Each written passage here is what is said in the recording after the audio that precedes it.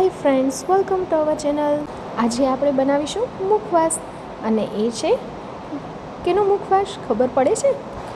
સરસ મજાના ઉનાળામાં કેરી આંબાની સિઝન આવી તો ખાધા હશે, તો એની ગોટલી તો બચી ગઈ હશે. બસ એ ગોટલીને 4-5 દિવસ જ્યાં સુધી સુકાય નહીં ત્યાં સુધી તડકામાં રાખી અને આવી રીતે હથોડી અથવા તો દસ્તાથી ભાંગી દેવાની, તો અંદરથી ગોટલી નીકળશે. એ ગોટલીને ભેગી કરી અને 3-4 કલાક છાશમાં પલાળી દેવાની, એટલે એની અંદર સરસ ખટાશ આવી જાય. એવી રીતે છાશમાં પલાળી દઈ પછી કુકરમાં 8 સીટી મારવાની, જેથી પોચી થઈ જશે. પછી એને નિતારી લેવાની, નિતારી ખમણી લેવાની અથવા કટકા કરી શકો છો. પાછી આ રીતનું ખમણ હશે અને થોડોક વખત તડકામાં સુકાય નહીં ત્યાં સુધી રાખવું પડશે. અને હા, જ્યારે ખમણને આપણે સૂકવવા જઈએ તો એ ખમણમાં મીઠું અને સંચળ નાખી દેવાનું. પછી સરસ સુકાઈ જાય તો ઘીમાં થોડુંક સાંતળી લેવાનું, અને મીઠું નહીં નાખો તો ચાલશે, સંચળથી પણ એવો સરસ ટેસ્ટ આવે છે.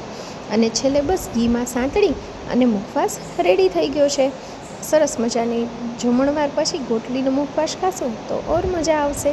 જરૂર ટ્રાય કરજો. Thank you.